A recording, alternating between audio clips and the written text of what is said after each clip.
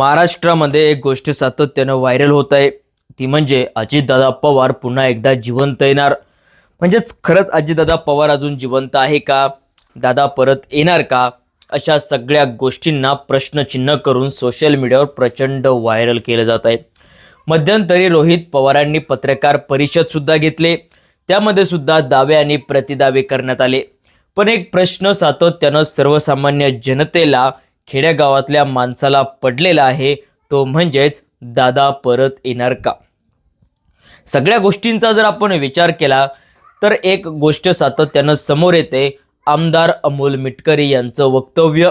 अमोल मिटकरी म्हणाले होते, विमानात 6 माणसं होते तर मग 5च माणसांच्या बॉड्या सापडल्या कशा, त्या म्हणजे अजितदादा नव्हतेच, असं अमोल मिटकरी म्हणाले होते.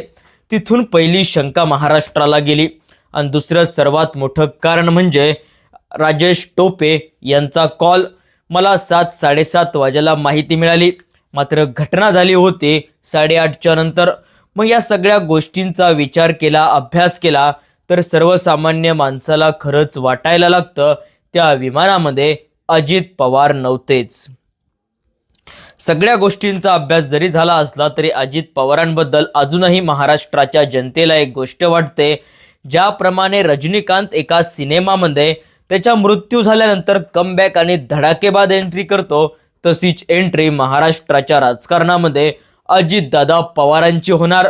पण ते कितीपत सत्य आहे, एक माणूस म्हणून आपण त्याचा विचार करू शकतो का, असे अनेक तर्क वितर्क आणि गोष्टी समोर आहे. पण ह्या गोष्टी सुद्धा नाकारता येत नाही, कारण महाराष्ट्राच्या जनतेने त्यांचा सर्वात जास्त आवडता नेता हा त्यांना सोडून गेलाय, ही गोष्ट मात्र ते अजूनही सहन करू शकत नाही. जणू काही ही गोष्ट एखाद्या स्वप्नात घडली असं महाराष्ट्राच्या जनतेला आज वाटतंय.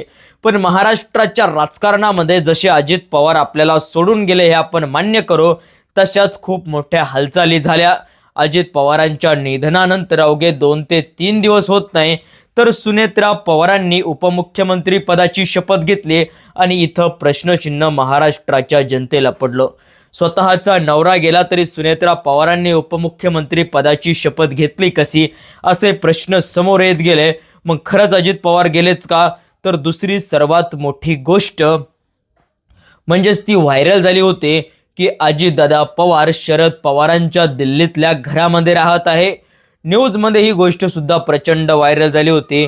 तर सोशल मीडियाने अजितदादांची कमबॅकची एंट्री ही 10 तारखेला होणार असं बोललं गेलं होतं. पण सगळ्या गोष्टींना तर्क वितर्क आहे, जर तर आहे. पण गेलेला सोडून गेलेला माणूस परत येईल कसा, हा सुद्धा एक मोठा प्रश्नचिन्हच त्यासमोर आहे.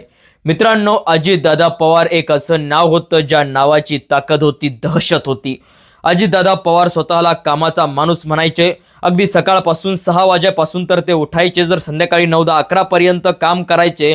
त्यामुळे अजितदादांच्या निधनाच्या नंतर महाराष्ट्राला जणू काही धक्काच बसला.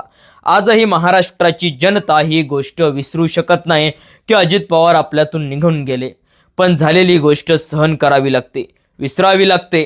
अजितदादा आपल्यात नाही, हे आता आपल्याला सहन करावं लागेल, दुःख सांभाळावं लागेल आणि जड अंतकरणानं त्यांना भावपूर्ण श्रद्धांजली द्यावं लागेल. पण अजितदादा गेले म्हणून महाराष्ट्र थांबणार नाही, अजितदादा गेले म्हणून महाराष्ट्राचा विकास रोखणार नाही, तर त्याच गतीने विकास होत राहील. महाराष्ट्र पुढे पुढे चालत राहील आणि अजितदादांसारखा नेता महाराष्ट्रात घडणार नाही. पण अजितदादांचा विचार घेऊन आपण पुढे जात राहू.